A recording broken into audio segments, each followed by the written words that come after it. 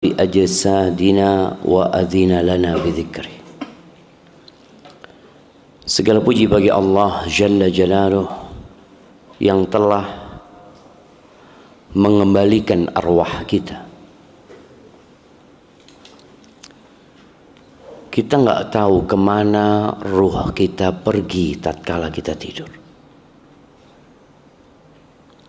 Tapi yang kita ketahui, orang tidur itu tidak sadar dengan apa yang terjadi. Dia tidak mendengar. Dia tidak melihat. Walaupun dia masih bernafas. Kita bersyukur kepada Allah. Allah kembalikan arwah itu kepada kita sehingga kita bisa melanjutkan kehidupan ini. Dan nikmat yang kedua, Allah kasih kita sehat. Tidak semua orang dapat bangun di pagi hari, lalu bangkit dari ranjangnya, kemudian dapat berjalan. Kalau kita melihat orang-orang yang sakit, kita akan tahu dengan nikmat sehat. Kita tahu kalau sehat itu tidak bisa dihargai dengan uang. Berapa banyak orang mengeluarkan uang demi untuk mengembalikan kesehatannya, tapi dia tetap sakit. Bahkan sebagian orang sampai mati minum obat. Maka bersyukurlah kepada Allah atas nikmat kesehatan yang diberikan di pagi hari ini, dan setiap hari kita bersyukur kepada Allah. Dan nikmat yang terpenting adalah Allah memperkenankan kita untuk mengingatnya. Sebagian orang bangun sehat tapi hanya untuk bekerja. Jam segini ini yang paling ramai di mana? Pasar. Ngapain orang-orang di sana? Mereka dikembalikan ruhnya, iya. Mereka sehat, iya. Tapi kadang mereka lupa mengingat Allah. Mereka nggak sholat. Bangun pun tidak menyebut nama Allah Azza wa Jal. Maka anak ingin kalau anak datang lagi ke Solo, kajiannya dipindah ke pasar. Siap? Mana panitianya? Loh iya jemaah. Rasulullah SAW datang ke pasar. Pernah Abu Hurairah radhiyallahu anhu datang ke pasar. Pasar Madinah. Pasar sama. Mau di Madinah, mau di sini ya. Cuma perbedaannya, pasar di sana kalau waktu sholat berhenti beraktivitas agar mereka mengingat Allah. Abu Hurairah pernah datang ke pasar Madinah mengatakan, ya ahlas suq ma a'jazakum. Wahai penduduk pasar, betapa lemahnya kalian. Orang pasar adalah orang yang kuat dalam berdagang dan berbisnis. Dia selalu berpikir tidak rugi. Bukan tidak rugi orang pasar ini. Apa pikirannya? Mencari keuntungan dia. Bahkan perhitungan orang pasar itu, kalau ada perbaikan jalan di depan tokonya, biasanya omset dia sehari 200.000 anggap. Gara-gara ada perbaikan jalan, omsetnya jadi 50.000. Apa kata dia? Rugi saya. Yang belum dia dapatkan sudah dihitung sama dia. Padahal rezeki orang tiap hari berbeda. Tapi dia berpikir kemarin 200, sebelumnya 200, sekarang jadi 50.000, rugi anak. Maka Abu Hurairah mengatakan kepada mereka, ma'ajazakum.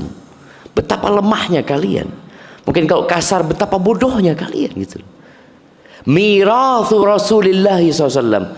Tuh, pusaka Nabi Muhammad SAW sedang dibagikan di masjid. Kalian sibuk di sini. itu orang pasar langsung meninggalkan pasar. Warisan ini ada pusaka yang sedang dibagikan. Abu Hurairah nggak beranjak dari tempat dia. Dia yakin orang pasar ini balik lagi ke pasar. Sudah gerutuk-gerutuk ke masjid, balik lagi ke pasar. Ya Abu Hurairah, nggak ada apa-apa di masjid, nggak ada pembagian apa-apa gitu loh. Terus kalian ngelihat apa? Ya kita ngelihat ada kajian hadis, ada kajian Quran ya, ada orang sedang sholat ya. Kata Abu Hurairah, "Dzaka mirathu Rasulullah SAW." Itu warisan Nabi alaihi salatu wassalam. Innal anbiya lam yuwarithu dinaran wala dirhaman. Para nabi itu tidak mewariskan emas dan perak, enggak. Wa innama warrathul ilm. Yang diwariskan oleh para nabi itu apa? Ilmu. Ini kita sekarang sedang membagi warisan Nabi SAW. Ilmu ini warisan Nabi SAW. Kalau mau tahu siapa orang yang beruntung, faman akhadha bihi akhadha bihadzin wafir. Barang siapa yang dapat warisan Nabi, itu orang yang sangat beruntung sekali. Cuma kan kadang-kala orang nggak sampai ke sana pikirannya. Kalau kita dengar imam kita tadi membacakan surat Al-A'la yang disunnahkan untuk dibaca saat kumpulnya manusia pada hari Jumat, pada salat Id, pada salat istisqa. Bal tu'thirunal hayatad dunya. Akan tetapi kalian lebih mementingkan kehidupan dunia. Iya. Kalian lebih mengutamakan kehidupan dunia. Padahal dunia itu fana. Padahal dunia itu sementara. Padahal dunia itu akan ditinggalkan. Wal akhiratu khairun wa abqa. Sedangkan hari akhir itu lebih baik dan lebih kekal. Mad dunya fil akhirah, kata Nabi SAW. Kalau mau tahu perbandingan dunia sama akhirat itu, seperti seorang yang mencelupkan tangannya di lautan. Ini air gelas ya, tapi antum bisa bayangin ketika antum celupkan di lautan, antum lihat ada berapa tetes di sini. Hadhihi dunya. Ini dunia yang sekarang diperebutkan oleh 8 miliar manusia. Dikit sekali, nggak bisa dibandingkan. Sedangkan akhirat itu ya lautan itu. Lautan itu berapa persen dari bumi? 70% dari bumi. Ini bukan daratan dan lautan ya, tapi satu tetes air dengan lautan itu. Dan itu yang kita perebutkan. Di Solo orang-orang pagi berangkat cari dunia, sedangkan mencari ilmu buat mereka kalau ada waktu. Setiap pagi selesai sholat subuh, Nabi SAW mengatakan, Allahumma inni as'aluka ilman nafi'an. Ya Allah, aku memohon kepadamu ilmu yang bermanfaat.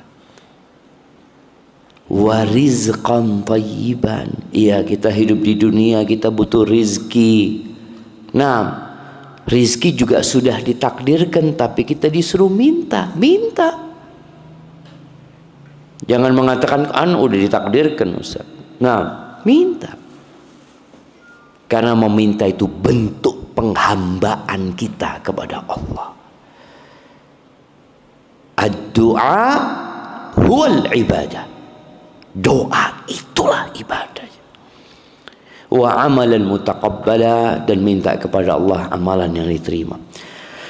Allahumma salli wa sallim ala abdika wa rasulika Sayyidina wa maulana Muhammadin wa ala alihi wa ashabihi ajma'in. Amma ba'd. Jamaah rahimakumullah, kita ini ngaku ahlu sunnah wal jamaah. Nah, ana mau tanya sama antum. Kemarin berapa kali antum bersalawat buat Nabi SAW? Kemarin, kalau biasanya 17 kali itu pas sholat. Oh, sama kayak yang lainnya. Nah, 17. Enggak, sholat juga bisa lebih. Bisa 17 kali. 17 kali. 5 kali. Ya, 17 sama kebiasaannya habis maghrib itu baru isya itu. Kadang ya sering lupa jujur. Nah, jujur ya, insya Allah anak kasih hadiah antum karena jujur. Kalau antum nggak jujur nggak anak kasih hadiah. Nah, jamaah, kita bicara penuntut ilmu. Kita bicara orang yang sudah semangat untuk belajar. Tapi terkadang masalahnya kita nggak semangat untuk beramal. Kita semua tahu, ya hampir nggak ada yang nggak tahu ya. Setiap muslim tahu perintah Allah untuk bersalawat kepada Nabi alaihi salatu wasallam itu ilmu. Innallaha wa malaikatahu yusalluna 'alan nabi. Sesungguhnya Allah dan para malaikatnya bersalawat buat Nabi. Oh iya, ana tahu. Terus antum ngapain? Allah perintahkan, ya ayyuhalladzina amanu sallu alaihi wa sallimu taslima. Wahai orang-orang yang beriman, bersalawatlah kalian dan bersalamlah buat Nabi alaihi salatu wassalam. Itu perintah. Maka kalau kita bicara ilmu, hatafal ilmu bil amal. Ilmu itu teriak-teriak, amal no aku, amal no aku. Wa illar tahal. Kalau enggak ilmu itu hilang. Antum yang tahu gara-gara enggak diamalkan, hilang pengetahuan antum tentang fadilah salawat. Ya udah biasa aja. Sebagian kita bersalawat hanya ketika sholat. Kenapa? Ya termasuk wajib sholat tuh, dilakoni. Di luar itu kadangkala kita enggak. Bagaimana para sahabat Nabi mengamalkan ilmu? Mereka datang kepada Nabi alaihi salatu wassalam, mempertanyakan. Mereka punya ilmu, mereka ingin ngamalkan tuh ilmu. Dia mengatakan, ya Rasulullah, Ubay bin Ka'ab, Abul Munzir. Dia mengatakan, ya Rasulullah, inni ukthirus salata alaik. Aku ni banyak bersalawat kepadamu. Dia tahu perintah Allah, dia amalkan. Tapi dia ingin bertanya lagi. Fakam aj'al laka min salati. Dia melihat punya waktu sehari sama 24 jam. Orang-orang sama. Dia punya istri, dia punya anak, dia punya pekerjaan, dia punya ibadah-ibadah yang lain. Dia mau bertanya tentang sholawat itu berapa banyak harus dia berikan kepada Nabi Sallallahu Alaihi Wasallam.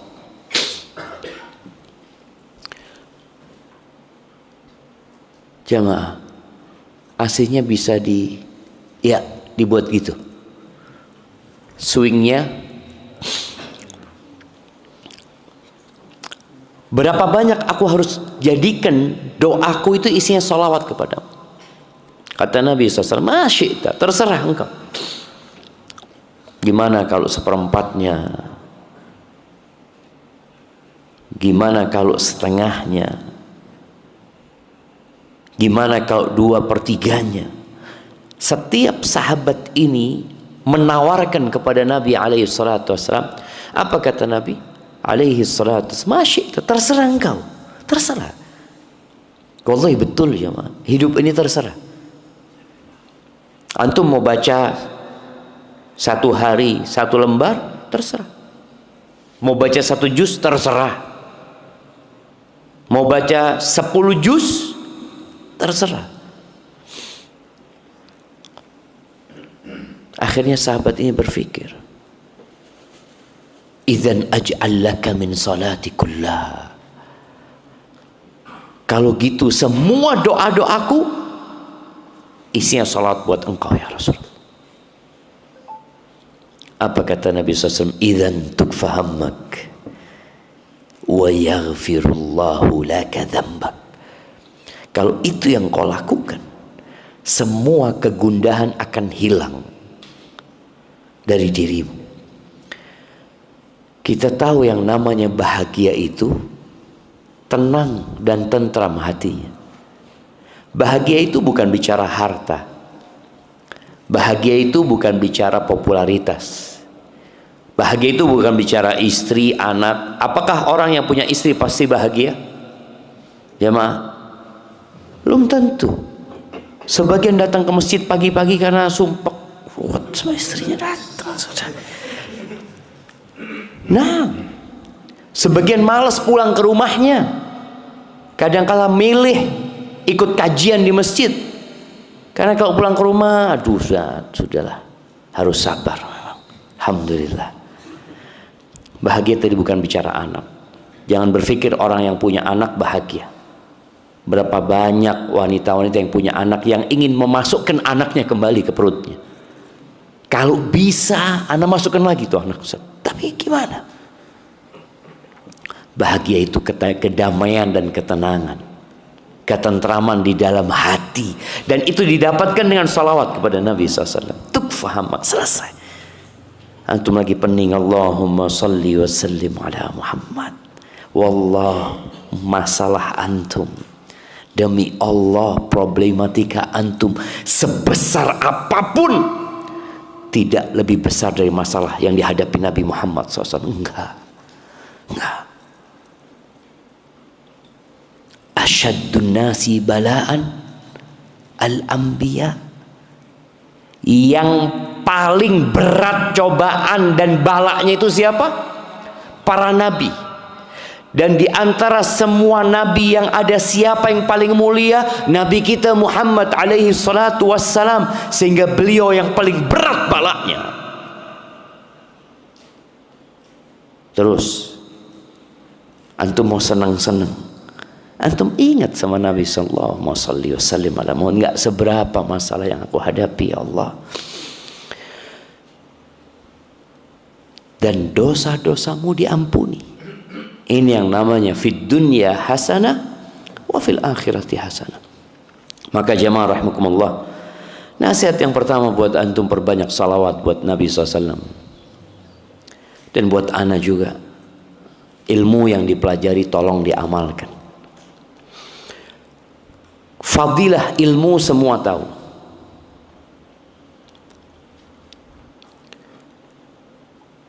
Antum ingat cerita seorang yang membunuh 99 orang. Kenapa dia membunuh yang ke-100? Padahal yang ke-100 itu orang ahli ibadah, bukan orang buruk.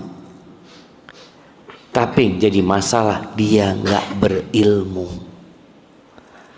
Ketika orang ini datang mengatakan, qataltu tis'at wa tis'ina nafsan, aku sudah membunuh 99 manusia. Halli min taubah, aku bisa tobat enggak? Masihkah ada kesempatan bagiku untuk bertobat? Apa? Bunuh 99 orang mau tobat? Enggak ada tobat sudah. Enggak ada tobat. Dibunuh nih orang. Kenapa? Karena kebodohan dia. Dia dibunuh karena kebodohan dia. Dia membuat orang ini putus asa. Kalau memang nggak ada pintu tobat buat aku, ya buat apa aku jadi orang baik? Ya sudah, aku bunuh lagi. Bayangkan ya, kalau antum tahu fadilah ilmu itu, bahwa ternyata kebodohan membuat antum mati. Konyol.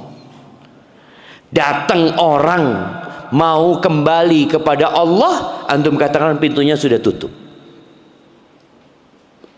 Apa penyebabnya? Al-jahl. Kemudian dia datang kepada orang yang berilmu. Dia tanya, yang pertama dia tanya, dikasih tahu orang ahli ibadah. Dia tanya orang yang paling pintar siapa, kata dia. Oh fulan. Fadulla ala alim. Cerita dia, ceritanya sudah nggak sama. Ceritanya aku sudah membunuh 100 orang. Halli min taubah. Aku masih bisa taubat nggak, kata dia. Kata alim ini, apa yang menghalangimu dari taubat? Pintu taubat itu dibuka jamaah sampai matahari terbit dari barat, baru ditutup. Pintu taubat setiap orang itu dibuka selama ruhnya belum sampai ke kerongkongannya. Sebesar apapun dosa yang dilakukan. Qul ya ibadiyalladzina asrafu ala anfusihim la taqnatu min rahmatillah innallaha yaghfirudz dzunuba jami'a. Wahai hamba-hambaku yang berbuat dosa habis-habisan. Ada orang yang datang kepada antum mengatakan, aku ini dosa apa yang belum aku lakukan? Semua wis tak lakoni.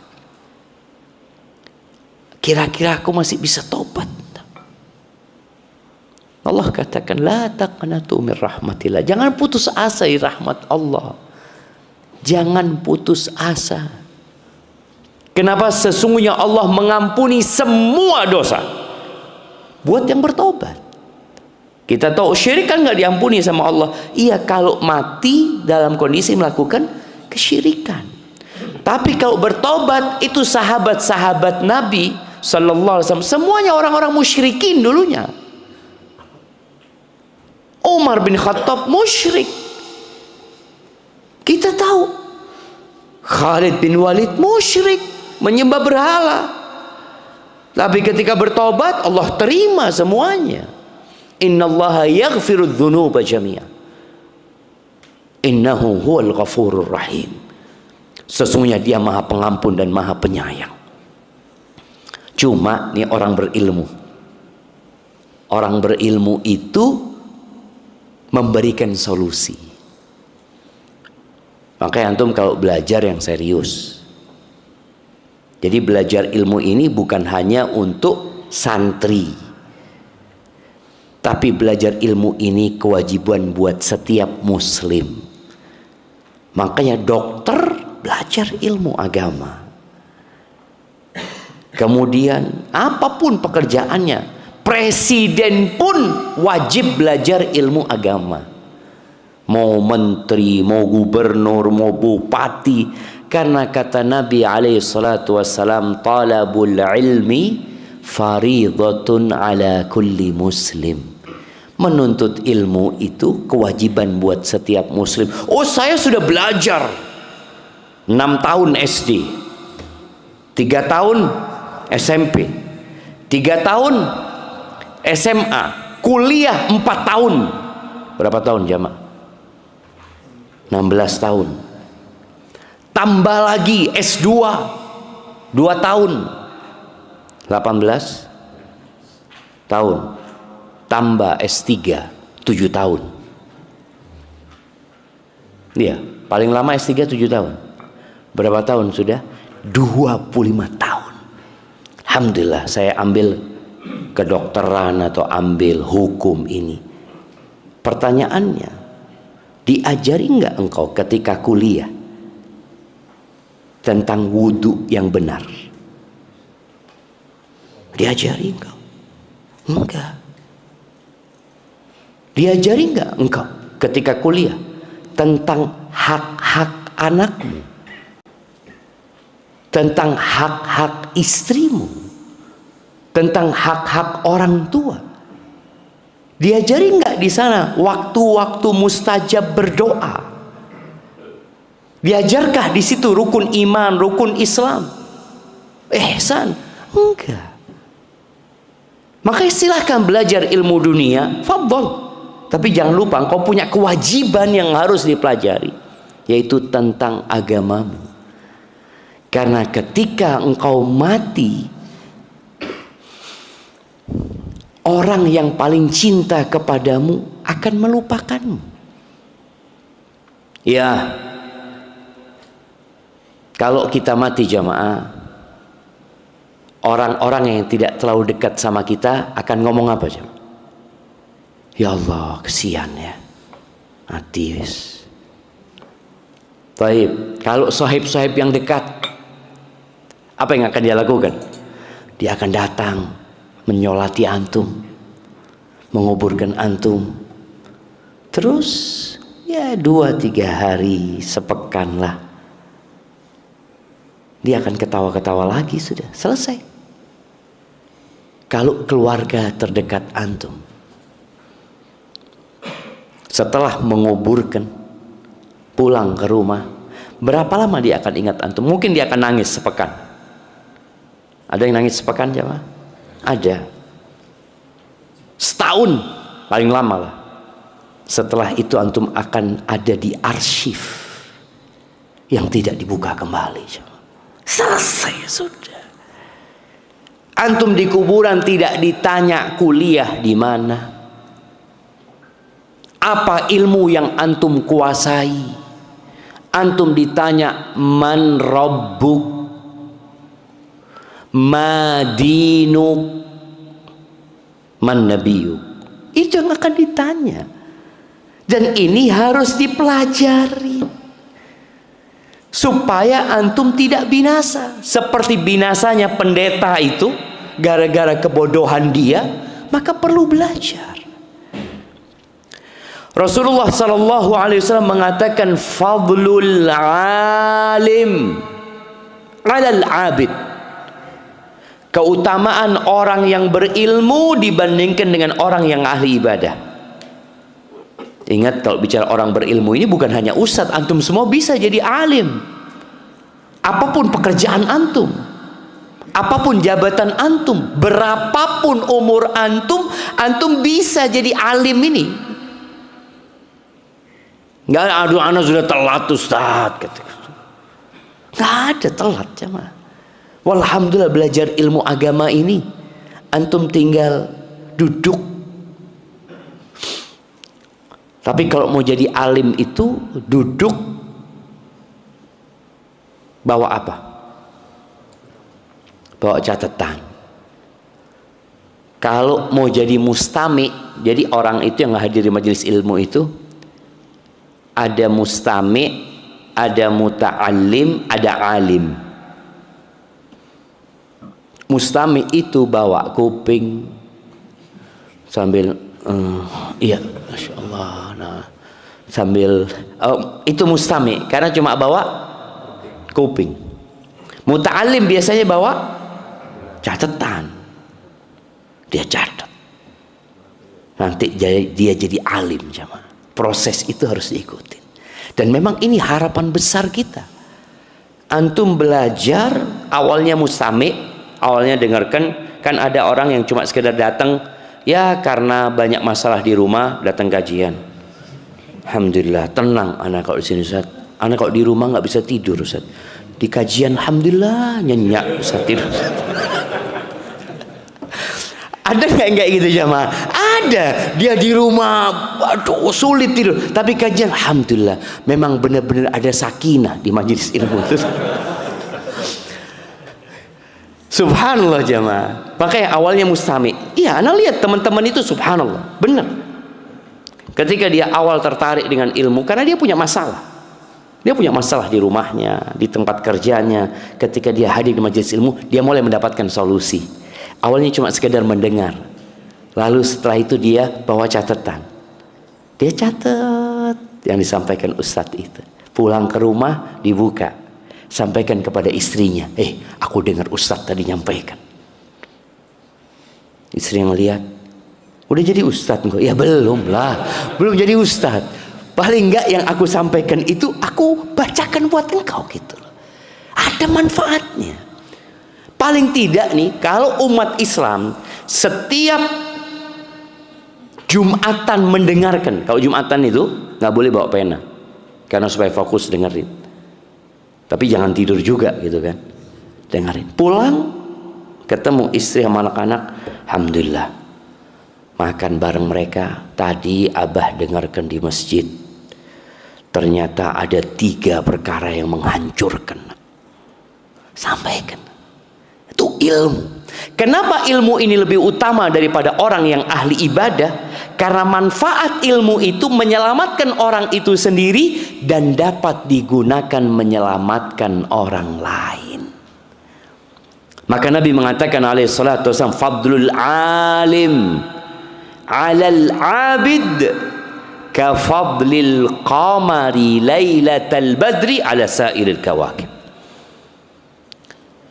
Keutamaan orang yang berilmu dibandingkan orang yang ahli ibadah.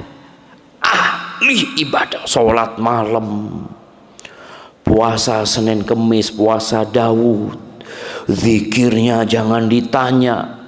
Setiap hari dia beristighfar mungkin 100 kali. Pokoknya dia banyak beribadah, tapi untuk diri sendiri. Maka dibandingkan dengan orang yang berilmu, seperti keutamaan rembulan di malam purnama dibandingkan dengan bintang-bintang yang ada. Antum kalau sudah malam 15 sulit ngelihat bintang. Dan ternyata rembulan itu dapat dinikmatin oleh semua orang. Dan di hadis lainnya Nabi SAW mengatakan, fadlul alim 'alal 'abid, keutamaan orang yang berilmu dibandingkan orang yang ahli ibadah, kafadli 'ala adnakum, seperti keutamaanku dibanding orang yang paling rendah di antara kalian. Masa antum nggak mau jadi alim jemaah? Mau fokus beribadah? Iya, ilmu ini ibadah. Makanya orang yang menuntut ilmu itu juga dituntut untuk ikhlas. Imam Ahmad pernah membuat sebuah pernyataan. Beliau mengatakan, talabul ilmi la ya'diluhu syai'. Menuntut ilmu agama itu amalan yang tidak bisa ditandingi dengan yang lain. Tapi syaratnya satu. Idza sahhatin niyah. Kalau niatnya sahih. Kalau niatnya benar. Bagaimana memperbaiki niat? Niat untuk mengangkat kebodohan dari diri kita. Kenapa antum belajar? Ya, anak kepingin tahu mana yang Allah perintahkan dan mana yang Allah larang. Anak ingin tahu mana yang benar dan mana yang salah, mana yang hak dan mana yang batil. Keinginan untuk mengangkat kebodohan itulah yang seharusnya ada di diri kita. Kenapa antum datang kajian? Anda mau lihat ustadznya. Mau lihat ustadznya. Ada orang yang seperti itu. Dia datang kajian sekedar melihat ustadznya. Atau kedua, kenapa datang kajian? Ya, supaya rame. Jangan. Supaya antum dapat fadilah ilmu. Yang kata Nabi SAW, man yuridillahu bihi khairan, barang siapa yang Allah ingin kebaikan buat orang itu, yufaqihu fiddin, maka Allah akan bikin dia belajar agama, memahami agama. Sekali lagi bicara ini, antum silahkan kerja di dunia, profesimu apapun, tapi tetap belajar ilmu agama. Karena tadi keluarga kita akan melupakan kita, jemaah. Harta kita, ya antum lihatlah. Di zaman Imam Syafi'i itu berapa banyak orang kaya? Khalifah-khalifah, kaya raya. Kemudian bisnismen di masa itu jangan ditanya. Tapi ada nggak yang disandingkan sama Imam Syafi'i? Gak ada. Dilupakan cuma. Orang-orang kaya itu dilupakan. Tapi orang-orang yang berilmu diingat. Maka sampai hari ini, qala Imam Syafi'i, qala Imam Bukhari, Imam Bukhari miskin, Dan antum kalau membaca sejarah Imam Bukhari nangis antum jemaah. Imam Bukhari yang sampai hari ini kita sering mendengarkan namanya, itu diusir jemaah. Mati bukan di rumahnya, mati di jalan ketika dia diusir. Imam Syafi'i itu meninggal dunia dalam kondisi sakit, ambeien keluar darah terus beliau. Dunia ini bukan tempat bersenang-senang, tapi tempat untuk berjuang. Baik, kemudian nasihat yang selanjutnya, butuh kesabaran. Menuntut ilmu itu butuh kesabaran. Abu Ayyub Al-Ansari rahimahullahu ta'ala, radhiyallahu ta'ala anhu, beliau pernah berangkat dari Madinah ke Mesir jemaah. Bayangin ya, dari Madinah ke Mesir, nyebrang laut sana, atau ada jalan yang lainnya. Beliau subhanallah sampai ke Mesir, ketemu Uqbah bin Amir insyaallah, bertanya satu hadis tentang menutupin aib seorang muslim. Man satara musliman satarahullah. Barang siapa yang menutupi aib seorang muslim, maka Allah akan menutupi aib dia.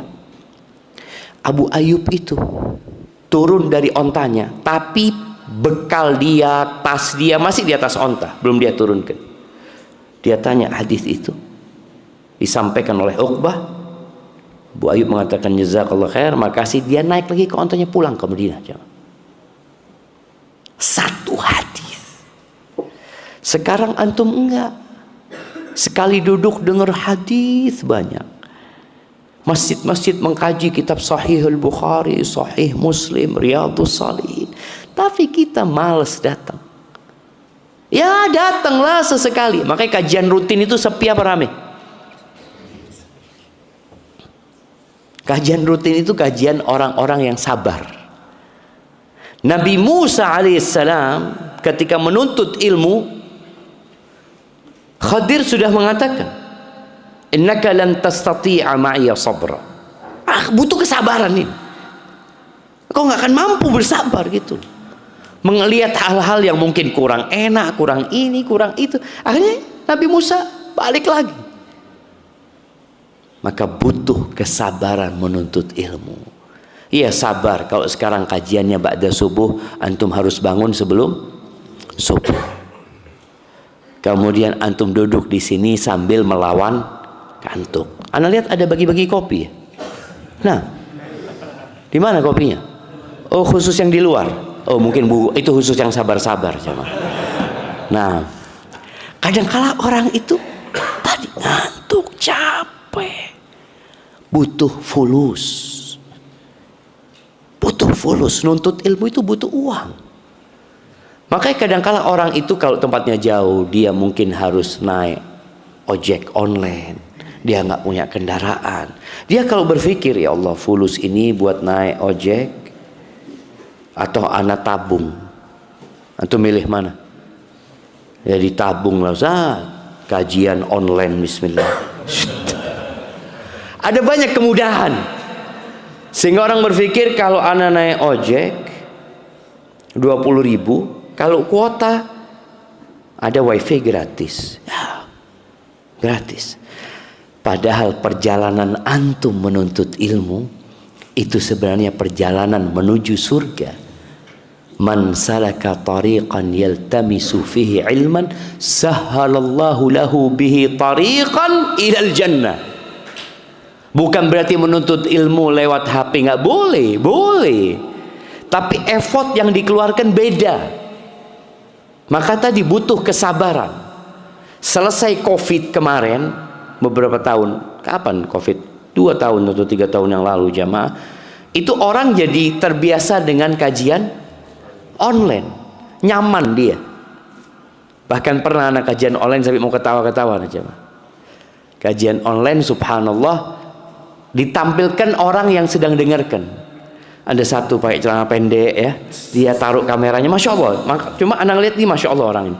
Dia berangkat ke dapur, bikin mie, terus duduk lagi, dengarkan kajian, masya Allah. Jadi ya, jadi Ustadznya serius ini makan mie nih, masya Allah. Artinya beda lah dengan orang yang hadir. Tapi insya Allah sama dapat ilmu, cuma berkah ilmunya, kemudian ya pahala perjuangannya berbeda. Karena kata Nabi sallallahu alaihi wasallam, ajruki ala qadri nasabiki wa nafaqatiki. Ini buat Aisyah, beliau mengatakan pahalamu itu sesuai dengan besaran capekmu, susahmu, dan sesuai dengan nafkah yang kau keluarkan. Masya Allah. Bagi kopi, bagi air. Fadal diminum ya. Bismillah.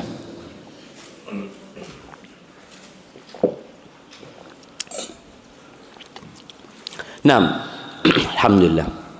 Kesabaran dalam menuntut ilmu ini harus sering di refresh, disegarkan kembali. Dengan cara apa? Antum baca, antum dengarkan kembali bagaimana perjuangan para ulama dahulu nuntut ilmu, yang sekarang sudah sangat dimudahkan.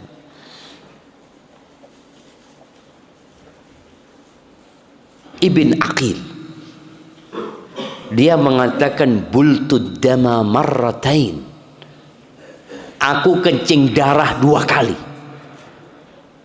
dalam mengumpulkan ilmu ini. Marratan bi Makkah wa marratan bi Baghdad. Pertama di Mekah, yang kedua di Baghdad. Artinya butuh kesabaran, jemaah. Maka tolong ketika sabarnya antum mulai habis, antum merasa apa sih manfaatnya anda dapat ilmu? Wallah lebih manfaat daripada antum sholat malam. Asalkan ilmunya diamalkan. Setelah antum dapat ilmu, antum amalkan. Tapi kemudian yang terakhir,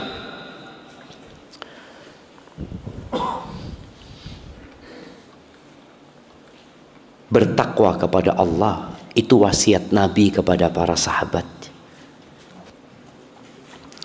Beliau ketika diminta wasiat, usikum bitaqwallah. Bertakwa kepada Allah itu maknanya taat dan patuh kepada Allah dan tidak maksiat. Penuntut ilmu ini harus menjadi contoh. Contoh apa? Contoh orang yang mengamalkan ilmunya. Ada orang hafal Quran, banyak hafalan dia, tapi kata orang-orang, mosok kayak ini orang yang hafal Quran loh. Nah, iki loh. Apa nama masjid ini? Abdus Salam. Ini loh yang suka kajian di Masjid Abdus Salam. Akhlak tidak ono. Loh, masalah berarti kita belum bertakwa kepada Allah. Kok kenapa belajar ilmu? Taat dan patuh kepada Allah. Memang butuh perjuangan. Kau harus meninggalkan kemaksiatan. Kemudian mengingat Allah dan tidak melupakannya. Itu takwa. Zikirnya antum harus banyak. Karena jangan sampai penuntut ilmu, orang yang sudah suka dengan ilmu agama, malah jarang berzikir. Kita ngeliat orang, oh no, zikir ake-ake. Loh, iya.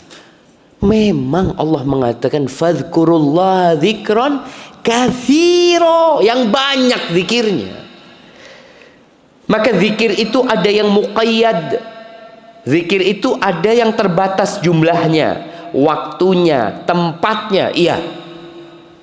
Tapi ada zikir yang mutlak, yang kau seharusnya baca sebanyak mungkin. Di awal Anda katakan berapa banyak salawat kita kepada Nabi SAW. Sebagian kita dikit salawatnya.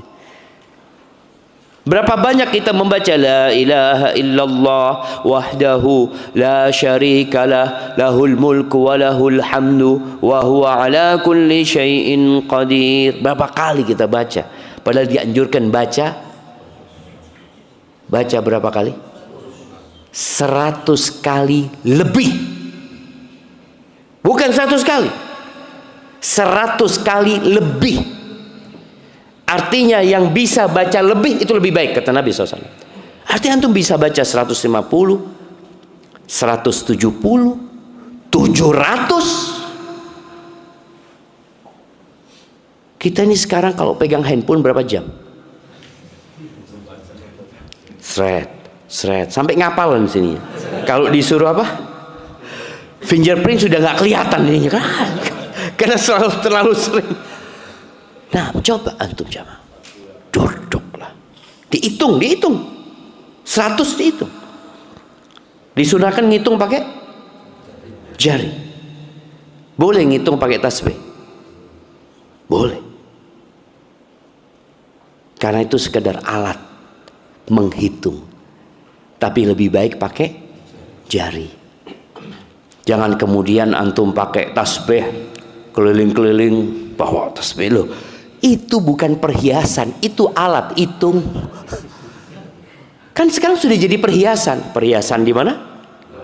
Di lengan, di dada. Itu alat menghitung. Dan alhamdulillah Allah kasih kita alat hitung yang gak ketinggalan.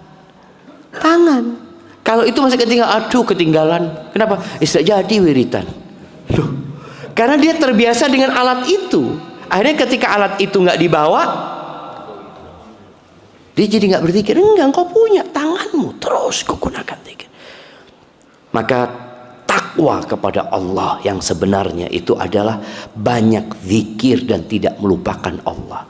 Di pasar baca doa masuk pasar. Naik motor baca doa naik motor. Kemudian antum masuk rumah baca doa, makan baca doa, masuk toilet baca doa, keluar toilet baca doa. Itu wasiat buat para penuntut ilmu, bertakwalah kepada Allah. Jadi ingat selalu sama Allah Azza wa Jalla. Kemudian yang terakhir, orang yang bertakwa itu tadi Anda sebutkan wasiat terakhir, bertakwa kepada Allah. Takwa kepada Allah, patuh dan tidak bermaksiat. Yang kedua, mengingat Allah dan tidak melupakannya. Dan yang ketiga adalah bersyukur dan tidak kufur. Kita ini para penuntut ilmu kadangkala banyak kufur nikmat.